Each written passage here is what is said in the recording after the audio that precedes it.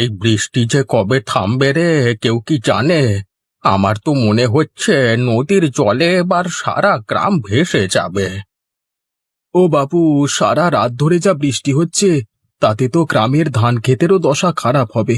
জমিতে জল জমে সব গাছই তো পচে যাবে। এরকম হলে আমরা বাঁচবো কি করে? সমস্ত ফসলই যদি নষ্ট হয়ে যায়, সবকিছু যদি ভেসে যায় বন্যায়, তাহলে পরে আমরা সারা বছর খাবো কি?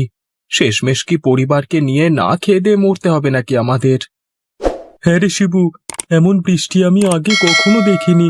একে তো বন্যার ভয়, তার উপর খাবারের অভাব হবে মনে হচ্ছে। নদীর জল এভাবে বাড়লে ঘরে বসে থাকা যাবে না। বাঁধ মেরামত করতে হবে, নইলে গ্রামে কোনো ফসল, গরু ছাগল কিছুই আর থাকবে না। ঠিকই বলেছেন, কিন্তু আমরা কিভাবে এত বড় বাঁধ মেরামত করব? গ্রামের লোকজন সবাই তো আমাদের মতোই দরিদ্র। এই মেরামতির কাজের জন্য তো অনেক টাকা পয়সা লাগবে।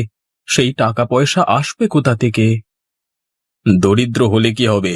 নিজেদের বাঁচাতে হলে একসাথে কাজ করতে হবে। সবাই মিলে একসাথে ঝাঁপিয়ে না পড়লে কিছুই হবে না। কিন্তু এত জল, বাঁধের উপর চাপ বাড়ছে। আমি তো মনে করি এই নদীর বাঁধ আর টিকবে না। টিকবে টিকবে, যদি আমরা চেষ্টা করি। চল, সব লোককে ডেকে নি।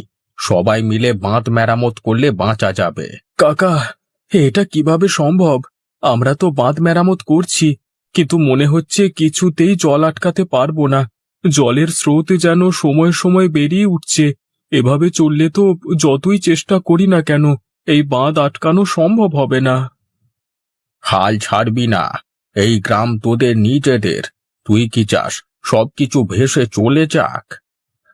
কিন্তু কাকা, জল যে ক্রমাগত বাড়ছে, এভাবে আর কতক্ষণ আটকানো যাবে? যতক্ষণ আমাদের বাঁচবার ইচ্ছে আছে ততক্ষণ। সব কিছুই আমাদের হাতে। তোমরা সবাই ভালো কাজ করছো, কিন্তু শুধু শারীরিক পরিশ্রম দিয়ে সব সমস্যার সমাধান হয় না। মনকে শক্ত করতে হবে। রতন কাকা, আপনি কিভাবে এত শান্ত থাকতে পারেন? আমাদের তো ভীষণ ভয় করছে। ভয় পেলে চলবে না, ভয় দূর করতেই হবে। আমাদের নদী আমাদের যেমন ভয় দেখায়, তেমনি উপহারও দেয়। তোরাই দেখবি, এই বানের সাথেই এমন কিছু আসবে যা তোর জীবন বদলে দেবে। আপনি কি বলছেন রতন কাকা? বানের জল আর উপহার? বন্যার জল কি কখনো কারোর জন্য উপহার নিয়ে আসতে পারে? এটা কি করে সম্ভব? সব সময় মনে রাখিস, প্রকৃতি কখনোই আমাদেরকে কষ্ট দিয়ে ছেড়ে দেয় না। প্রকৃতি আমাদের কষ্ট দিয়ে কখনোই সুখী হয় না। যে বিপদ আসে, সেই বিপদের জন্য কিছুটা হলেও আমরা দায়ী। তাছাড়া বিপদ যেমন আসে তেমনি তার আশীর্বাদ আসে। তুই শুধু সঠিক সময়ে সঠিক কাজ করতে পারিস কিনা সেটাই দেখতে হবে। এ কি, দেখ, নদীর জলে ওটা কি ভেসে আসছে। কি হলো? কি দেখছিস তুই? দেখ দেখ, ওই দিক দিয়ে এত বড় বড় মাছ! আমরা তো ভাবতেই পারিনি বানের সাথে এমন মাছ আসবে। সত্যি তো, এত বড় মাছ তো আমরা আগে কখনো দেখিনি। এই মাছগুলো তো আমাদের জন্য আশীর্বাদ হয়ে এসেছে। হ্যাঁ, আজকে আমরা যেমন দুঃখ পেয়েছি, তেমনি বানের জল আমাদের জন্য এমন উপহারও এনেছে। এত বড় মাছ পেয়ে তো আমাদের ভাগ্য খুলে গেছে। রতন কাকা ঠিকই বলেছিলেন, প্রকৃতি আমাদের সব সময় বঞ্চিত করে না। আমাদের এই মাছগুলো থেকে অনেক কিছু করা যাবে। গ্রামের সবাই না খেয়ে বসে আছে, এই বন্যার জন্য তাদের খাবার দাবার কোনো কিছুই জুটছে না। সত্যি, এই মাছগুলো আমাদের সকলের জন্য একটা আশীর্বাদ হয়ে এসেছে। খিদের জ্বালা মিটলে তবে হয়তো মাথায় কিছু বুদ্ধি খেললেও খেলতে পারে। শিবু, এত বড় বড় মাছ কোথায় পেলি? হ্যাঁ, বানের স্রোতে ভেসে এসেছে। এমন মাছ তো আমি আগে কখনো দেখিনি। দারুণ! এত বড় মাছ দিয়ে আমরা অনেক কিছু করতে পারি। তুমি তো জানো, এই মাছগুলো ভেজে বিক্রি করলে আমরা ভালো দাম পাবো। হ্যাঁ, আমি তো ভাবছি আজ থেকেই মাছ ভাজা শুরু করে দেব। আমাদের সংসারের খরচ উঠবে, আর সবার জন্য কিছু খাবার জোগাড়ও হবে। কিন্তু মাছগুলো এত বড়, কিভাবে ভাজবো বলো তো? সেই কাজও আমরা করতে পারবো। তুমি শুধু মাছ কেটে প্রস্তুত করো, আর আমি তেলে ভাজা শুরু করি, তারপর বাজারে গিয়ে বিক্রি করব। বাহ, এত বড় বড় ভাজা মাছ কোথায় পেলেন এই মাছ? হ্যাঁ, বানের জল আমাদের জন্য এই মাছগুলো নিয়ে এসেছে। আমরা এই মাছগুলো ভেজে বাজারে নিয়ে এসেছি। আপনারা সবাই কিনুন, এমন মাছ আর কোথাও পাবেন না। আমাদের মাছগুলো খুবই তাজা এবং স্বাদেও দারুণ। আজকের দিনটা মিস করবেন না, সবার জন্যই রয়েছে। ভাজা মাছগুলোর স্বাদ অপূর্ব। এমন ভাজা মাছ আমি এর আগে কখনো খাইনি। দিন দিন, আরো কটা দিন, বাড়ির জন্য নিয়ে যাব। আজকের দিনটা সত্যিই অন্যরকম ছিল, তাই না? আমরা তো ভাবতেই পারিনি যে এত বড় মাছ পাবো আর এত ভালোভাবে সেটা বিক্রি করতে পারবো। হ্যাঁ, ঠিকই বলেছ লক্ষ্মী। এই বানের জল আমাদের জন্য যেমন ভয় নিয়ে এসেছিল, তেমনি বাঁচবার উপায়ও এনে দিল। আমরা তো সারা মাসের খরচের জন্য টাকা জমাতে পেরেছি। কিন্তু ভাবছো কিভাবে? আমরা তো কেবল এই মাছগুলো দিয়ে একদিনের জন্য উপার্জন করতে পারলাম, এরপর কি হবে? ভাবছি, যেহেতু এই বানের সাথে এত বড় বড় মাছ আসে, আমাদের গ্রামের মাছের ব্যবসা শুরু করা উচিত।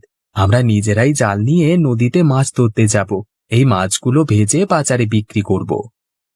কিন্তু তুমি জানো, আমরা আগে কখনো এত বড় ব্যবসা করিনি। শুধু এই মাছের উপর নির্ভর করা কি ঠিক হবে? হ্যাঁ, ভয় পেও না লক্ষ্মী, ভয় পেও না। রতন কাকা বলেছেন, প্রকৃতি যেমন ভয় দেখায় তেমনি উপহারও দেয়। আমাদের কেবল সঠিক সময়ে সঠিক কাজ করতে হবে।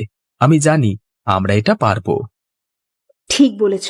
আমরা চেষ্টা করলে এই নতুন উদ্যোগে আমাদের জীবনটা বদলে নিতে পারবো। হ্যাঁ লক্ষ্মী, তুমি দেখো, এবার আমরা আরো ভালোভাবে মাছ ধরবো। এবারও যদি বড় মাছ পাই, আমাদের ব্যবসা চলতেই থাকবে। হ্যাঁ, আমি আশা করি আমাদের সাফল্য এবার আরো বাড়বে। শিবুদা, এবারে বড় মাছ না এলেও ছোট মাছ দিয়েই তো আমাদের কাজ চলবে। সব সময় বড় কিছু পাওয়ার দরকার নেই। ঠিকই বলেছিস মাধব, আমরা যা পাই তাই দিয়েই সন্তুষ্ট থাকতে হবে, কিন্তু মন থেকে কখনো হাল ছেড়ে দেওয়া চলবে না। লক্ষ্মী, লক্ষ্মী, দেখেছো, আমরা পেরেছি। এই মাছগুলো নিয়ে এবারও আমরা বাজারে যাব। আমাদের সংসার এবার ভালোভাবেই চলবে। হ্যাঁ গো, এবার আমাদের আর চিন্তা করতে হবে না। আমরা নিজেরাই নিজেদের ভাগ্য গড়ে তুলেছি। এই দোকানের মাছগুলো কত সুন্দর, খেতে দারুণ লাগছে। আমি তো নিয়মিত এখানে আসি। শিবুদা আর লক্ষ্মী বৌদির মাছের স্বাদ একবার পেলে আর ভোলা যায় না গো। সবাইকে ধন্যবাদ। আপনাদের ভালোবাসা আমাদের নতুন শক্তি যোগাচ্ছে। আমরা আরো ভালোভাবে এই ব্যবসা চালিয়ে যেতে পারবো। আপনারা সবাই আসছেন, এজন্য আমাদের ভীষণ ভালো লাগছে। আমরা সব সময় চেষ্টা করব আপনাদের সন্তুষ্ট রাখার। হ্যাঁ লক্ষ্মী, আজকের দিনটা কেমন ছিল? দারুণ। এত লোক এসেছিল আর সবাই আমাদের প্রশংসা করেছে। আমাদের কষ্ট আজ সফল হয়েছে। মনে আছে সেই প্রথম দিনের কথা, যখন বানে জল আসছিল আর আমরা সবাই ভয় পেয়ে গেছিলাম? হ্যাঁ, মনে আছে আমরা কিভাবে ভয় পেয়েছিলাম, আর রতন কাকা আমাদের সাহস দিয়েছিলেন। সত্যি, সেই ভয় কাটিয়ে আমরা আজকে এই জায়গায় পৌঁছেছি। প্রকৃতির উপর ভরসা রেখে নিজেদের পরিশ্রম দিয়ে আমরা জীবনে সফল হতে পেরেছি। হ্যাঁ, আমাদের সংসারটা এখন সুখের, আর এই সুখের জন্য আমরা নিজেদেরকে কৃতিত্ব দিতে পারি। তারা একে অপরের দিকে তাকিয়ে হাসে আর বুঝতে পারে যে তারা প্রকৃতির দানকে সম্মান দিয়ে নিজেদের জীবন আরো সুন্দরভাবে গড়ে তুলেছে।